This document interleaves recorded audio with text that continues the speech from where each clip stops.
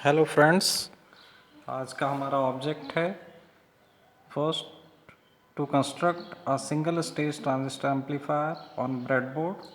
Second, to find the voltage gain AB of above amplifier at 1 kHz input frequency. Third, to see the effect of removing emitter bypass capacitor on voltage gain of the amplifier.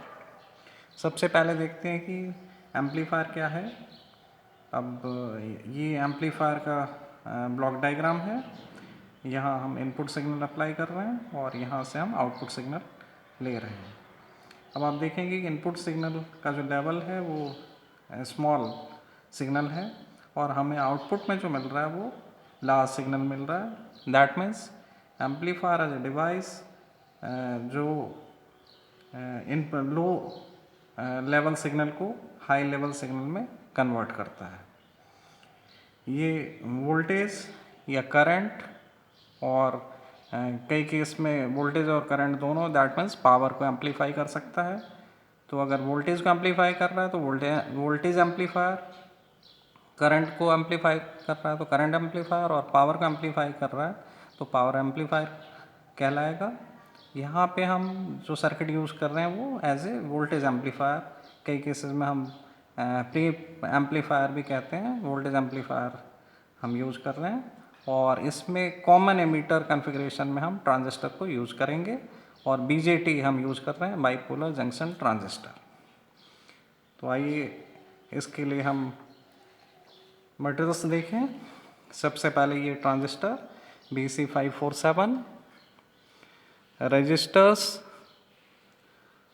330 Om, 1.5 kilo ohm, 3.3 kilo ohm और 33 kilo ohm. Capacitors, दो capacitor हम use कर रहे हैं 10 microfarad का, और एक capacitor जो है वो 100 माइक्रोफराड का। और वोल्टेज जो है वो 25 वोल्ट का यूज़ कर रहे हैं। Connecting wires, power supply, signal generator, CRO, और इस पूरे सर्किट को हम इस ब्रेडबोर्ड पर बनाएंगे। ये सर्किट डायग्राम है सिंगल स्टेज ट्रांजिस्टर एम्पलीफायर का, और इसमें ये transistor BC547 men active device है। R1, R2, RC और RE, ये जो 4 रजिस्टर्स हैं, दीज आर बायसिंग रजिस्टर्स। और दो हम कपलिंग कैपेसिटर यूज़ कर रहे हैं इनपुट सेक्शन के लिए 10 माइक्रोफराड। ये CC जो है बेस और इनपुट के बीच हम इस कपलिंग कैपेसिटर को कनेक्ट करते हैं। दूसरा जो है वो कलेक्टर और आउटपुट जो है हमारा लोड रजिस्टर, इसके बीच कपलिंग कैपेसिटर। और कपलिंग कैपेसिटर का जो यूज है वो इनपुट सिग्नल को एम्पलीफायर से कपल करना, और आउटपुट जो सिग्नल है उसे लोड रजिस्टर से कपल करना।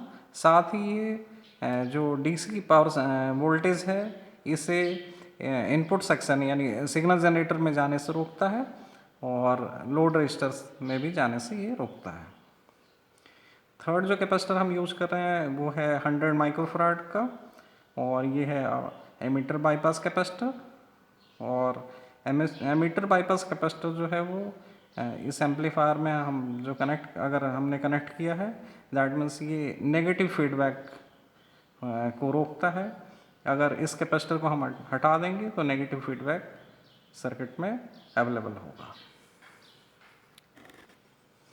और सर्किट के प्रॉपर ऑपरेशन के लिए हम DC supply 9 volt DC supply use करेंगे। आइए ब्रेडबोर्ड पर सर्किट को कनेक्ट करते हैं। इसके लिए हमने ये ट्रांजिस्टर BC547, इसका जो फ्लैट पार्ट है जिस पर नंबर भी लिखा होता है उसे अपनी तरफ रखें, और ये तीनों टर्मिनल्स को ऊपर की तरफ रखें। तो इसमें जो लेफ़्ट टर्मिनल है वो एमीटर, बीच वाला टर्मिनल बेस, और राइट वाला जो टर्मिनल है ये इसका कलेक्टर है। पिन कॉन्फ़िगरेशन आप डाटा बुक यूज करके भी देख सकते हैं। ऑनलाइन डाटा बुक्स अवेलेबल है, वहाँ से आप देख सकते हैं। और इस ट्रांजिस्टर को ब्रेडबोर्ड पर लगाने से पहले जो आपका ये एमीटर है उसको तो हल्का सा अपलिफ्ट कर लें, सॉरी बेस को अपलिफ्ट कर लें, और बेस को हम लेफ़्ट साइड में रखेंगे क्योंकि इस पे हमें इनपुट अप्लाई करना है। आइए ट्रांजिस्टर को कनेक्ट करते हैं। अब ये हमने ट्रांजिस्टर ब्रेडबोर्ड पर लगा लिया, एमीटर को नीचे की तरफ, बेस को लेफ़्ट साइड और कलेक्टर को राइट साइड हमने यूज़ किया है। अब सर्किट में देखिए 330 ओम रजिस्टर एमीटर और ग्राउंड के बीच, तो ये नीचे वाले जो ये लाइंस पिन्स हैं इसे हम एज ए ग्राउंड यूज़ करेंगे, और ये जो ऊपर वाले पिन्स हैं इसे हम एज ए सप्लाई देने के लिए, प्लस सप्लाई 9 वोल्ट देने के लिए यूज़ करेंगे। तो ग्राउंड और एमीटर के बीच हमने ये 330 ओम रजिस्टर जिसका कलर कोड है ऑरेंज और ब्राउन, ये हमने कनेक्ट कर लिया। अब 1.5 किलो ओम का रजिस्टर अब आप देखेंगे कलेक्टर पे लगा हुआ है, तो ये कलेक्टर और वीसीसी के बीच जो सप्लाई है इसके बीच हमने ये रजिस्टर यूज़ कर लिया। अब R1 देखिए बेस और सप्लाई प्लस वोल्टेज के बीच कनेक्टेड है। R1 33 किलो ओम जिसका कलर कोड है ऑरेंज ऑरेंज ऑरेंज। तो ये हमने बेस और वीसीसी के बीच R1 को कनेक्ट कर लिया, ये कनेक्ट हो गया। अच्छा, मैंने इसका कलर कोड RC का नहीं बताया। RC का जो कलर कोड है ब्राउन, ग्रीन और रेड। ये 1.5 किलो ओम का रजिस्टर हमने RC पे लगाया था। अब R2 जो 3.3 किलो ओम का रजिस्टर है और इसका कलर कोड ऑरेंज ऑरेंज और रेड, ये हम बेस पे कनेक्ट करेंगे। और बेस को हम ऐसा करते हैं, एक्सटेंड कर लेते हैं जिससे कि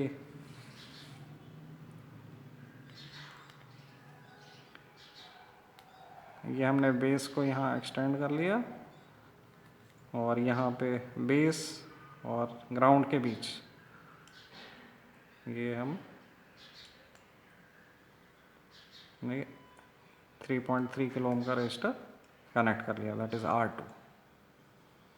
अब एक कपलिंग कैपेसिटर 10 माइक्रोफैराड का, और इसका जो नेगेटिव टर्मिनल है आप देखिए, ये जहाँ R1 R2 का जो जॉइंट है यहाँ पे हम कनेक्ट करेंगे, दैट मीन्स यहाँ हम नेगेटिव टर्मिनल और पॉजिटिव टर्मिनल पर सिग्नल जनरेटर से इनपुट अप्लाई करेंगे। ये हमने इनपुट साइड में कपलिंग कैपेसिटर कनेक्ट किया।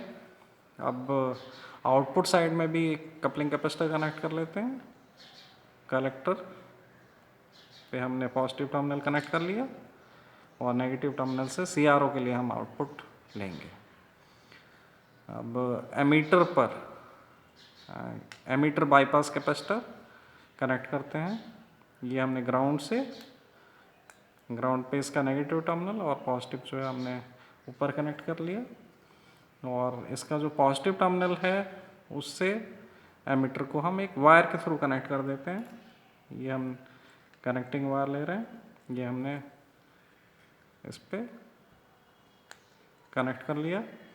और इस वायर को हटाने पर अगर हम हटा देंगे तो ये एमीटर बाईपास कैपेसिटर जो है वो सर्किट से डिस्कनेक्ट हो जाएगा।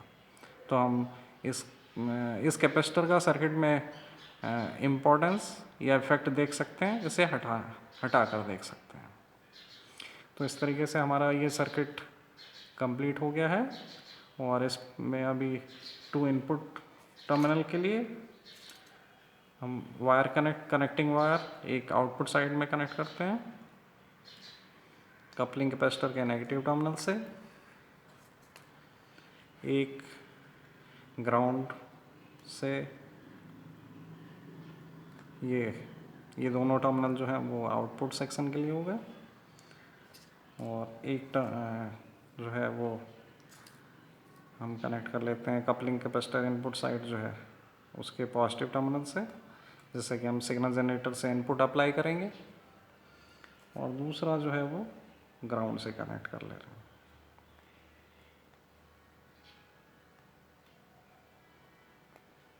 तो आप देखिए ये दो जो है वो इनपुट सिग्नल अप्लाई करने के लिए हमारे पास टर्मिनल है, और ये दो टर्मिनल जो है वो आउटपुट देखने के लिए CRO पे। तो हमारा सर्किट फुल्ली कंप्लीटेड है। अब इसे हम टेस्ट करेंगे। तो ये पावर सप्लाई है।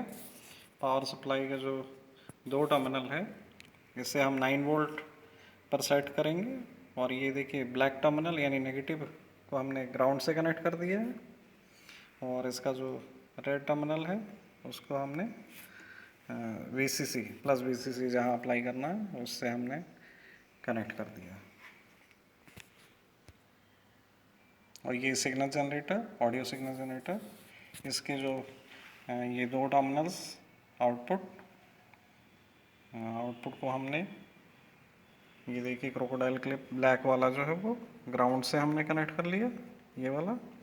और दूसरा टर्मिनल जो है वो हमारा जो कपलिंग कैपेसिटर है इनपुट सेक्शन में, उसके पॉजिटिव टर्मिनल पे हमने कनेक्ट कर लिया है। और ये हमारा CRO से हमारा जो आउटपुट सेक्शन है, ये आउटपुट सेक्शन के जो दो टर्मिनल्स हैं वो हम CRO से कनेक्ट करेंगे। इसका जो black terminal black crocodile clip है, इसको देखिए हम इससे आउटपुट सेक्शन का जो ग्राउंड टर्मिनल है इससे हमने कनेक्ट कर लिया, और जो रेड टर्मिनल है उसको हम दूसरा जो कपलिंग कैपेसिटर का जो नेगेटिव टर्मिनल है उससे जो हमने वायर कनेक्ट किया था इससे हमने कनेक्ट कर लिया। CRO का जो चैनल 1 है इस पे हमने आउटपुट टर्मिनल एम्पलीफायर का कनेक्ट किया है, और CRO का जो चैनल 2 है इस पे हम इनपुट सेक्शन जो है हमारा सिग्नल जनरेटर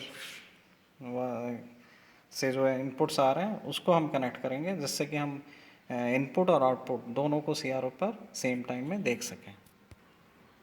तो हमारा चैनल 2 पे जो है ये वायर देखिए वो इनपुट सिग्नल कनेक्टेड है।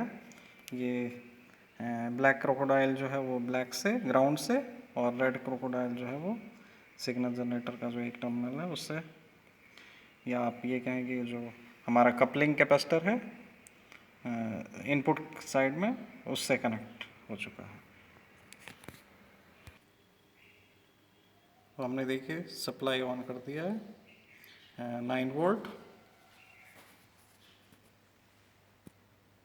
और इनपुट सिग्नल जो है वो 1 किलोहर्ट्ज़,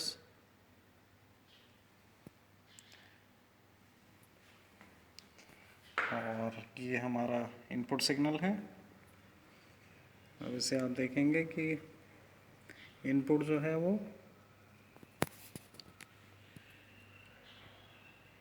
20 मिलीवोल्ट पर सेट है, 20 मिलीवोल्ट पर डिवीज़न पर। तो इस तरीके से यहाँ जो है एक कंप्लीट डिवीज़न है, दैट मीन्स हमारा इनपुट जो है वो 20 मिलीवोल्ट। इनपुट को हम ये नीचे कर ले रहे हैं, और इसमें आउटपुट देखिए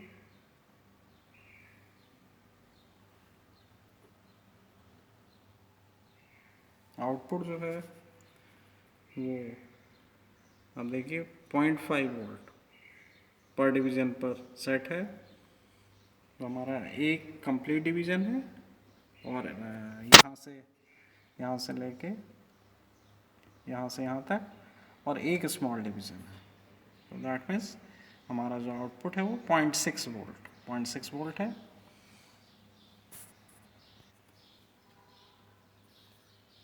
तो ये जो सर्किट है वो एम्पलीफाई कर रहा है सिग्नल को। और एक चीज़ और आप देखेंगे कि इनपुट और आउटपुट में जो फेज डिफरेंस है वो आप देखेंगे कि 180 डिग्री का है। दैट मीन्स अगर इनपुट का जो मिनिमा है, यानी इनपुट जब डिक्रीज हो रहा है, मिनिमम है, तो आउटपुट उस समय मैक्सिमम पे है। यानी इनपुट घट रहा है तो आउटपुट बढ़ रहा है, इनपुट बढ़ रहा है तो आउटपुट घट रहा है। और ये चूँकि हमने ट्रांजिस्टर को कॉमन एमीटर कॉन्फ़िगरेशन में रखा है, इसलिए हमें जो इनपुट और आउटपुट में 180 डिग्री का फेज शिफ्ट मिल रहा है। अब हम जो एमीटर बाईपास कैपेसिटर है उसका इफेक्ट देखते हैं, उसे अब सर्किट से निकाल देते हैं। और उसे निकालने के लिए हम ये वायर को डिस्कनेक्ट कर दे रहे हैं। तो हमारे सर्किट से ये जो एमीटर बाईपास कैपेसिटर है ये डिस्कनेक्ट हो गया है। अब इसका इफेक्ट देखेंगे कि आउटपुट पर क्या आ रहा है। तो एमीटर बाईपास कैपेसिटर को निकालने से अब आप देखिए इस समय हमारा जो आउटपुट सेक्शन है वो 50 मिली वोल्ट पर डिवीज़न 50 मिली वोल्ट पर डिवीज़न पे सेट है। और अभी ये हमारा आउटपुट है। तो इस समय जो हमें आउटपुट वोल्टेज मिल रहा है, एक कंप्लीट डिवीज़न है और एक small division, that means 60 milli volt हमें आउटपुट मिल रहा है। इनपुट तो फिक्स है 20 मिली वोल्ट और आउटपुट हमें 60 मिली वोल्ट मिल रहा है। तो आप देखिए कि हमारे जो ऑब्जर्वेशंस हैं, इनपुट 20 मिली वोल्ट और एमीटर बाईपास कैपेसिटर जब सर्किट में लगा हुआ है तो उस समय हमें आउटपुट 0.6 वोल्ट मिला था।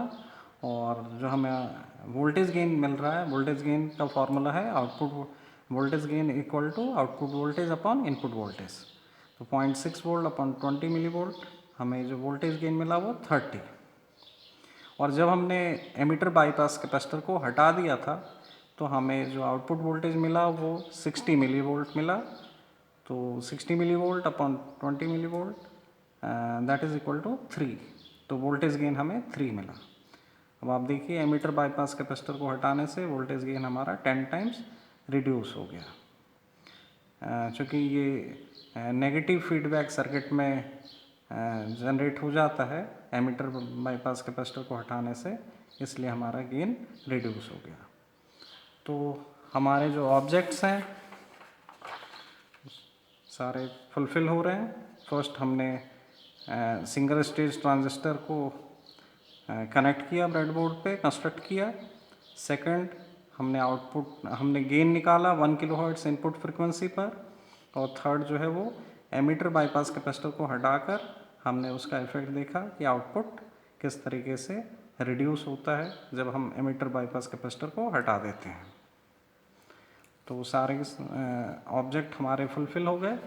Thanks for watching this video.